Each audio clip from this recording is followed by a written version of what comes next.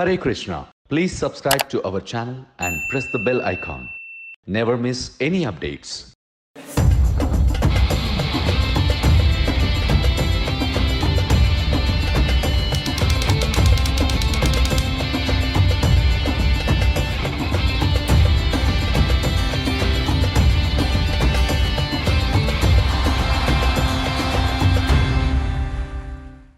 Hare Krishna.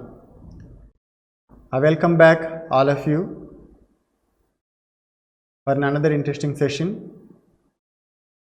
Yesterday, that all of us we have undergone a beautiful topic, that is art of happiness, and today we will discuss another interesting topic, that is science and spirituality. So in this session, we will try to see how the spirituality and science correlate each other and how they act in our real life situations. It will be definitely very interesting session, so hang on till the end of the session. So let me start the session with my own experience that I have undergone some time back. In my early years, still I remember, if I want to connect with someone who is away from my village, we had some facility which is called as trunk call booking. So there used to be a telephone in my home and I am supposed to call the exchange office and tell the number to whom I am supposed to get connected with. So then that person used to dial that particular number and connect both of us. And literally, we don't know when we get disconnected each other. That was the scenario. So gradually, the days went on. The trunk calls went off. There is something called as STD booths everywhere in different parts of the town. So we used to go there, dial the number, and the meter used to run. And even there, our heart used to run along with the meter. Oh my God, so much money I have to pay. So let me talk whatever best possible at the earliest and shut down my call. So over a period of time, gradually, about maybe 10 years back or 15 years back, is something called as cell phones. Cell phones came into the picture, so you can dial from wherever you are to the person wherever he is. The communication became much faster, much easier. So gradually, internet came. The internet we could able to access on the mobile itself, that which was called as 2G spectrum, and then gradually it went on. The speed was very slow, so then they increased the speed, which is called as 3G, then the 4G, then now we are looking at almost about 5G in some certain parts of the globe. So why this technological evolution happened over a period of time? Because we were not happy with the trunk call situation. We wanted an instant connectivity with the people. So that's how we are in the 5G world today. You take any aspect of the science, the same thing. There is a gradual development from 0 to 10.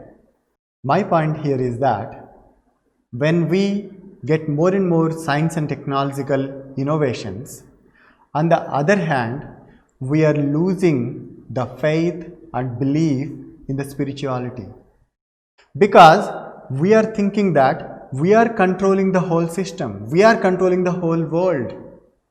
There is no God who is controlling this world, because we are trying to control each and everything. Now you look at, there is some Google Home devices and there is Amazon Alexa devices. All these things you ask just like that, and the whole information is there on your fingertips. You can turn off lights and turn on the lights, and you can turn on air conditioner. Everything you can do, with this artificial intelligence. So we started thinking that we are able to control each and everything in this world. So that's the main reason why the confidence or the belief or the faith has gone down gradually in the spirituality. So today we will try to look at the basic principles of existence of the God and the spirituality. So let's take, for example, there is a beautiful painting, that is the Mona Lisa, right? So the moment we look at this Mona Lisa, what is the question which arises in our mind? That is, who is the artist? Who painted it so beautifully, right? Who is that? Leonardo da Vinci. So, and you take any other painting which is equally good, same question arises, who is that artist? So, which means that every painting has got an artist, right? So, similarly, let us look at some natural things. There is a beautiful bird, there is a beautiful flower, and there is a beautiful ocean, there is a beautiful lake, there is a beautiful landscape. All these things are available. So, when we look at these things, what is that question which arises in our mind? The same question, who is the artist? Means who created this? So my point number one that all of you can try to note down or remember till the end of this presentation is, who is the artist of all these natural elements? Point number one, right? And now let's move on to the point number two. Let's look at some scientific fields. In the field of science, we always say that the space technology is the highest. That's the most advanced technology. Let's look at the space technology, what is happening there. So every now and then, different parts of the globe, there are different space organizations, like say NASA or ISRO, or maybe there are so many other organizations. They keep manufacturing many satellites and they launch them into the space with a different purpose. Maybe mobile communication, maybe TV transmission, many other things for a security reason, all these things. So imagine there is a satellite which is launched. This satellite may be weighing ultimately maybe around 500 kgs or 600 kgs or max maybe 1 ton. And it will be having a lifetime of maybe 5 years or 10 years, not more than that. Later on these satellites are supposed to be replaced over a period of time. So when this satellite is launched into the space, do you think just it is flying forever just like that? No. For each and every satellite, there is a control room which is created on Earth and it's being controlled every moment. What speed it is going on, whether the heat which is emanating from the satellite, whether dissipating properly or not, whether it is moving in the proper orbit or not. All these and many other parameters that the scientists will be having, and they will be continuously monitored. And if there is some deviation from the standard parameters, they'll try to rectify and try to put it back into the proper working condition. See, a small satellite which is having a lifetime of 5 years or 10 years and with a mass of 500 kgs or 1 ton or whatever it is, and we have so many people working around it and there is a control room and all these things. And now let's look at the Earth, the beautiful planet which we all of us are living. This Earth is also a satellite which is bigger in nature, and it is a satellite with respect to the Sun in this solar system. So now let's look at the parameters of the Earth. What is the mass of the Earth? It is 6 into 10 to the power of 21 metric tons. Can we even imagine what is the kind of mass that we are talking about? We can never ever understand. And what is the speed at which it is rotating around the Sun? It is about 1,06,000 kilometers per hour. The two-wheeler or a four-wheeler can travel or driven at a speed of about 100 or 200 or 300 kilometers, not more than that. or a flight for that matter, it can be driven about 800 or 900 kilometers per hour, not more than that. But now we are talking a speed of 1 lakh kilometers per hour. What happens if a four-wheeler goes in a speed of around 200 or 300? It starts shaking and we start losing the control of the particular vehicle and we may get crashed somewhere or the other. But look at this earth. It is rotating at a speed of 1,06,000 kilometers per hour. Are we feeling any vibration? Are we losing any control? We are walking here and there? No. We are, leading our life just, as a normal condition, as if nothing is happening. We are running, we are, walking, we are taking bath, we are going to office, we are playing cricket, and so many things we are doing. But the whole thing is moving with such a high speed, such a high mass, huge mass. Look at this, such a beautifully designed system. So now you look at the whole solar system. How many planets are like this? How many satellites are there like this? How many solar systems are there like this? How many Milky Ways are there like this? If you look at overall, there are so many satellites on the planets that you cannot even count. Even till today, the scientists could not give us the exact count of all these planets. Forget about the total planets. They don't even know how many planets are there in our own solar system. Sometimes they may say 8 planets, sometimes they say 9, sometimes they say 10, and tomorrow they may say 11. My point here is that when we have such a huge control room for a small satellite which we are launching ourselves from the earth, then don't you think there is somebody who is controlling all these natural planets like Earth, Mars, Sun and all these things? There should be someone, right? There should be a control room, right? So where is that control room? Is it a part of ISRO or NASA or anywhere else? This is the point number 2 to be remembered. Who is in control of all this planetary system? Now let's look at the point number 3, ground reality. Let's look at the ground reality.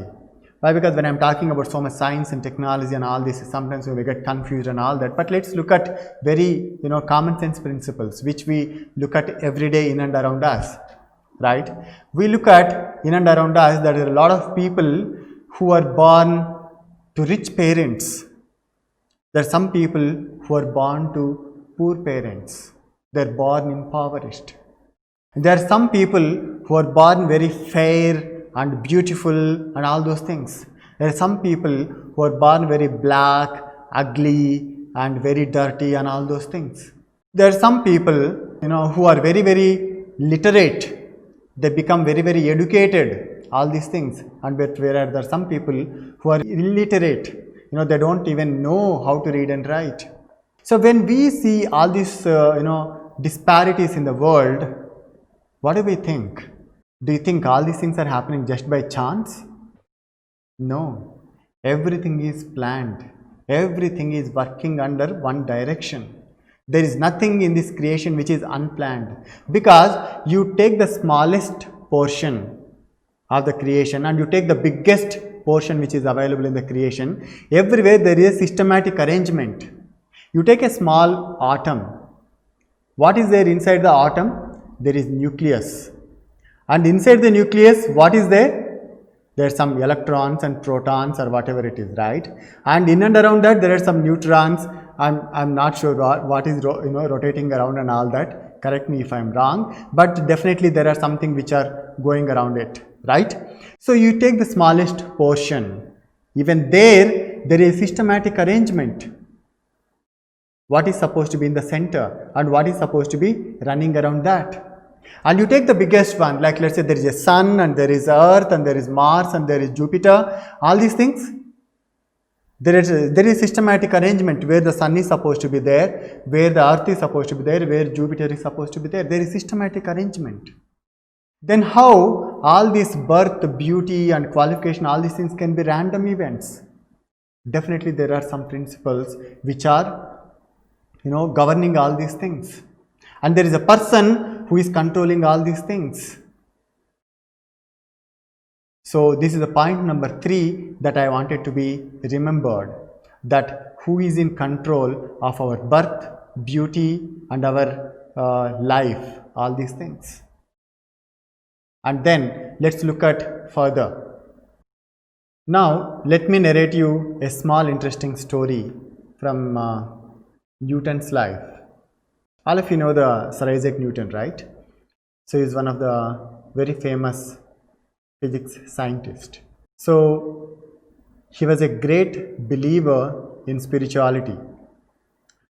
Unfortunately, he had one of his friend who was an atheist, and he wanted to teach him a lesson.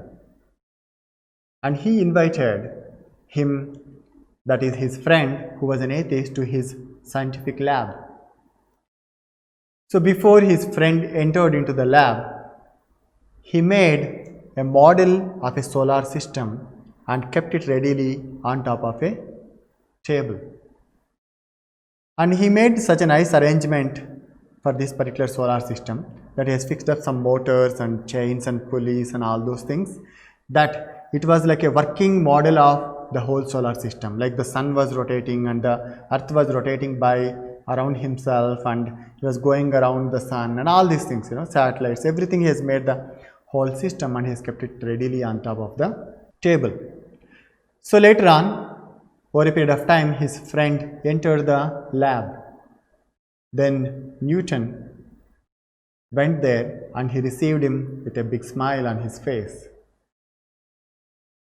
Then he started showing him different models of the science, and finally he came to this table where the solar system was kept. And he explained how the sun was in center, then the earth or Mars, Jupiter or whatever the sequence was and all that he started explaining, and how it is rotating around it and all that he started explaining. Then the friend who was an atheist, he started asking, hey, it's a beautiful model of the solar system, it's fantastic, who made it? Then Newton told, no, I didn't made it, it's just existed like that. Then his friend said, hey, come on, how something can just exist like that? Somebody would have made all this arrangement, right? There is a motor and there is a chain and there is a ball of, which represents the earth and all these planets. So somebody would have fixed all these things, only then it starts running. Otherwise, how it can exist just like that? Then immediately Newton told, my dear friend, now you tell me, you are telling for this such a small model solar system itself that there should be a creator. And don't you think that the original solar system also requires a creator? Yes, definitely. The original solar system also requires a creator. There is no creation without the creator. So that's how the famous scientists also, they are the firm believers in the science and the spirituality both, and they believe in the existence of the God very firmly. Let's look at another interesting aspect of the science. Now today we are all moving towards the artificial intelligence. The human beings, we also have the intelligence, but now we are looking at the artificial intelligence. As I was telling in the beginning of my presentation, that is like Google Home or Alexa, all these things comes under this artificial intelligence. I heard recently from Dubai or somewhere, they have made one human robot itself, where it can talk and give lectures on whatever you ask, like particular topics and all these things. And they have given that robot a citizenship itself. We are depending gradually more and more on this artificial intelligence. And we are getting wonderstruck, oh my God, it's so intelligent. This robot talks and this Alexa gives answers, and Google Home does this work, does that work. We get wonderstruck by looking at all these things. But do you know one more interesting thing? There is another interesting and much powerful than all these computers, whatever is existing in the world, that is within our head itself. What is that? Our own human brain. Our human brain is much more powerful than all other artificial intelligence or any other computer which is existing today on the surface of the earth. But we don't know how to utilize it. Now let's look at how powerful this mind is all about. This human brain actually can store the information which is there in all the libraries in the whole world. Imagine how much information will be there in the world, in all the libraries of the world, and all this complete information can be fitted into one small human brain which is there inside our head. And it is made up of nothing less than about 1 trillion brain cells, and each and every brain cell is more powerful than any computer that we see today in our office or college and all these things. But unfortunately, we don't know how do we utilize this particular thing. So now my point to understand here is that who is the designer of this, the most incredible complex computer, the human brain? Who is the designer? Now we see there is a Google Home device. We say it is designed by Google, and we say Alexa, and we say it is designed by Amazon. So similarly, who is the person who designed this human brain? Who is the brain which is creating this Alexa, the Google Home, all these things? This is my fourth point that all of you should try to remember. So in this way, there are numerous things that we can try to establish and try to think about how the God is really existing and how He is there behind each and every activity that we are all doing today in our life. Now you may ask me, okay, instead of telling so much philosophy and trying to make us to understand about the existence of the God and all these things, you can ask me just one simple thing, right? That is, what is that? Why can't you show me the God? Just bring Him and keep in front of me and say, look, the God is existing, right? But in this, there is a fundamental mistake in understanding the whole question itself. Anybody can ask, it is very easy, please show me the God if He is existing. But there are two things that we have to understand. Number one, what is that? The God is not our order carrier. See, He is the Supreme Personality of Godhead who has created this gigantic cosmic manifestation, the controller of the whole cosmic creation, and why He will come the moment you call Him to come here. He will never come. He is not our order carrier. Just for example, imagine why for the Supreme Lord, you call just like let's say there is a chief minister of this particular state. You call him, my dear chief minister, please come here. Do you think he will come and stand in front of you? No. See, he is also an ordinary human being like you and me, right?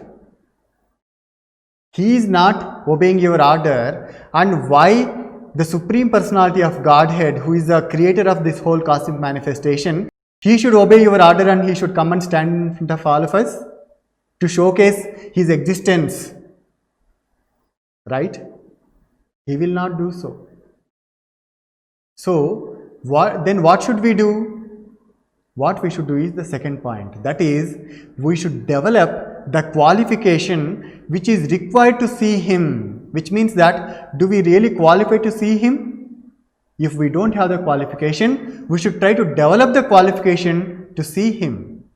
Imagine you want to see the same chief minister. You should have a qualification. You should have a reason to see him, right?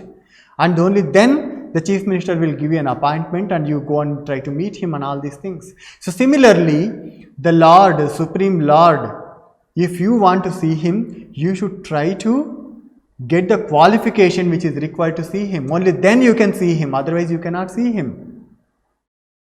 So, what is that qualification which is required to see Him? If we go through Brahma Samhita, the prayers of Brahma to Lord Krishna, he says, Premanjanachurita bhakti vilochanena santas sadaiva hrudayeshu vilokayanti. Which means that if you want to see Him, the Lord, face to face, you should anoint your eyes with the pulp of love of Godhead. Means you should start loving the Supreme Personality of Godhead. Only then you can see face to face. Otherwise, we cannot see Him. So then now you may ask me, how do I get that particular love of Godhead? So it is very, very easy process.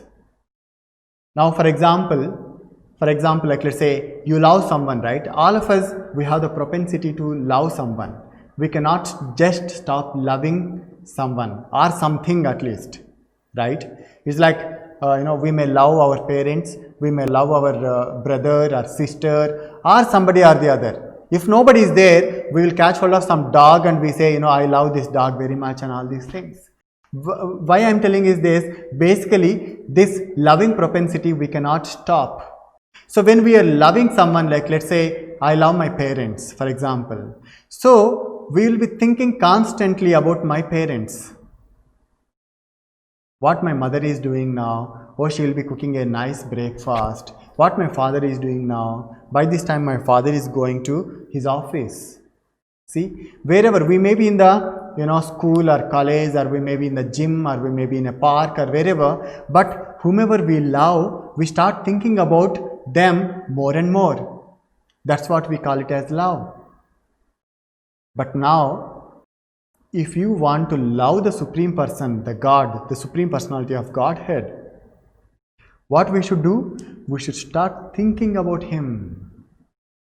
How do we start thinking about Him? The process is simple. Just chant Hare Krishna Mahamantra. Hare Krishna, Krishna Krishna, Hare Hare. Hare Rama, Rama Rama, Hare Hare. Just by chanting this Hare Krishna Mahamantra, we can start developing the love towards the Supreme Personality of Godhead. It's such an easy process. We no need to put much endeavor into the whole thing. Right? So before I close my presentation, I would like to quote one more small story about the existence of the God. So once upon a time, there was a small town. In the town, there is one person who walks into a barber shop and he will be getting his hair cut. And meanwhile, he was talking with that particular barber. And they will be discussing various topics like politics and whatnot, so many things on the globe that they will be discussing.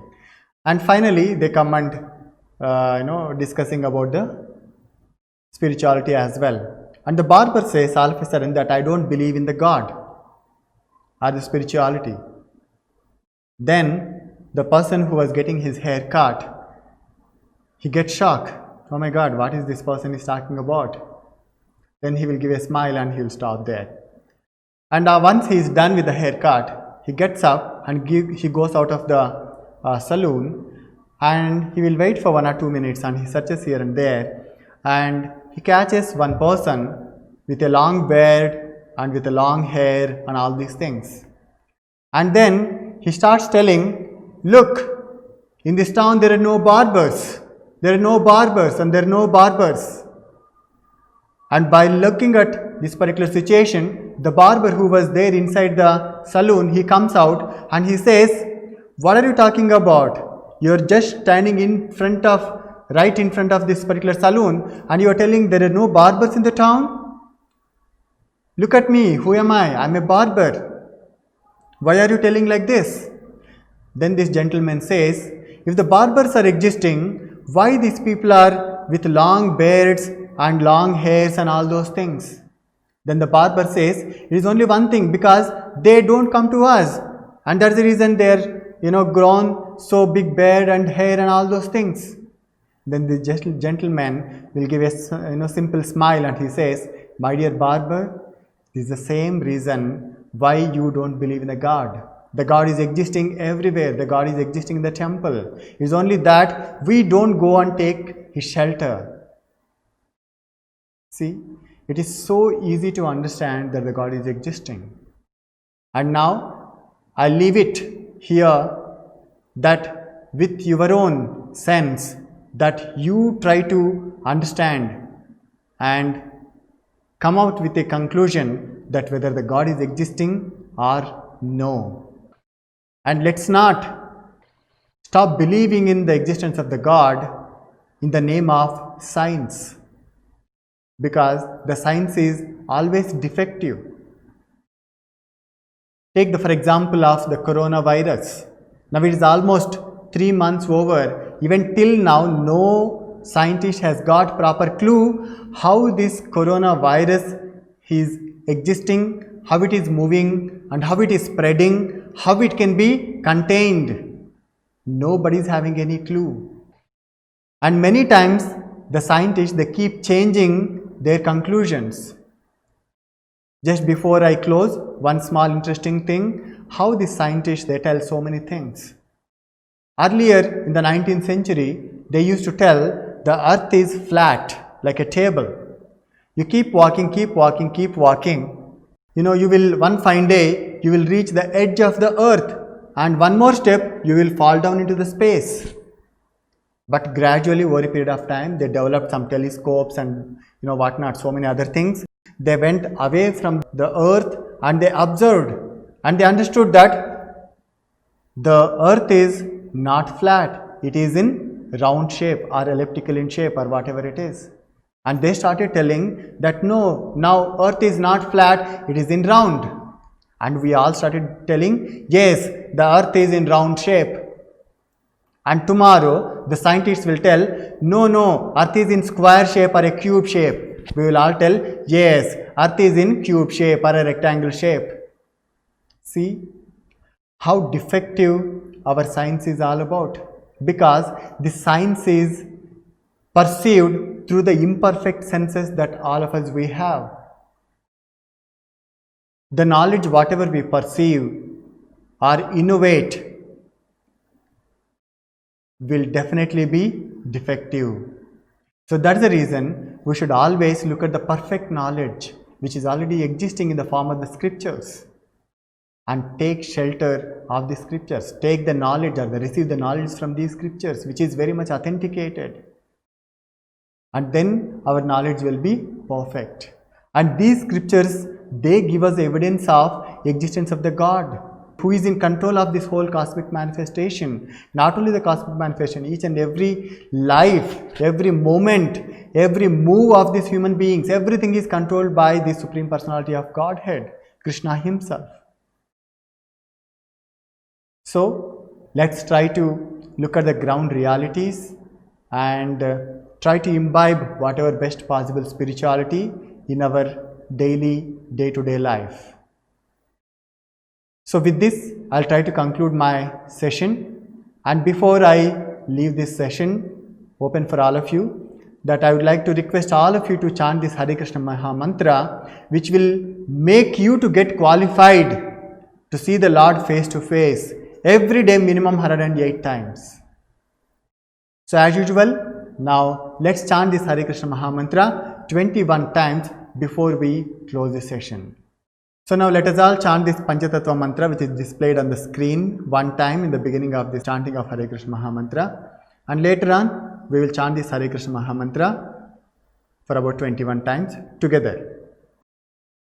Jai Shri Krishna Chaitanya Prabhu Nityananda Shri Advaita Gadadhara Shri Vasadi Gaura Bhakta Vrinda. Right, so now let us chant this Hare Krishna Maha Mantra 21 times together. Okay?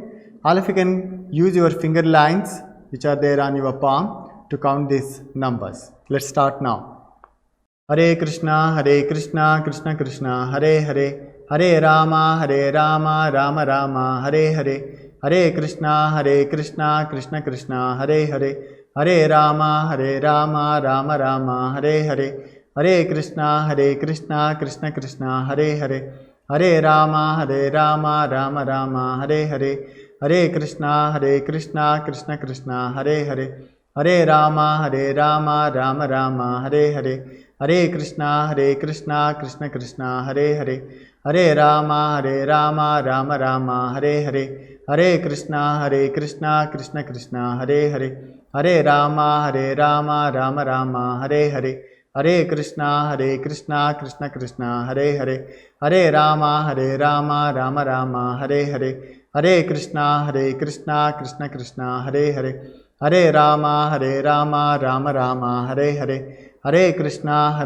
Krishna Krishna Hare Hare, Hare Rama Rama Rama Hare Hare, Hare Krishna Krishna Krishna Hare Hare, Hare Rama Rama Rama Hare Hare, Hare Krishna Krishna Krishna Hare Hare, Hare Rama Rama Rama Hare Hare, Hare Krishna Krishna Krishna Hare Hare, Hare Rama Rama Rama Hare Hare, Hare Krishna Krishna Krishna Hare Hare, Hare Rama Rama Rama Hare Hare, Hare Krishna Krishna Krishna Hare Hare, Hare Rama Rama Rama Hare Hare, Hare Krishna Krishna Krishna Hare Hare, Hare Rama Rama Rama Hare Hare, Hare Krishna Krishna Krishna Hare Hare, Hare Rama Rama Rama Hare Hare, Hare Krishna Krishna Krishna Hare Hare, Hare Rama Rama Rama Hare Hare, Hare Krishna Krishna Krishna Hare Hare, Hare Rama Rama Rama Hare Hare, Hare Krishna Krishna Krishna Hare Hare, Hare Rama Rama Rama Hare Hare, Hare Krishna Krishna Krishna Hare Hare, Hare Rama Rama Rama Hare Hare, Hare Krishna Krishna Krishna Hare Hare, Hare Rama Rama Rama Hare Hare. With this, we have completed 21 times of this chanting of Hare Krishna Mahamantra. I request all of you to continue this chanting at least minimum about 108 times, which will not take more than about 10 to 15 minutes of your whole day, and which will enhance your spiritual life, and which will take care of your soul, and which will connect with the super soul as well, right? So with this, I sign off, and tomorrow we will be right back at the same time with another interesting topic. Thank you very much. Hare Krishna.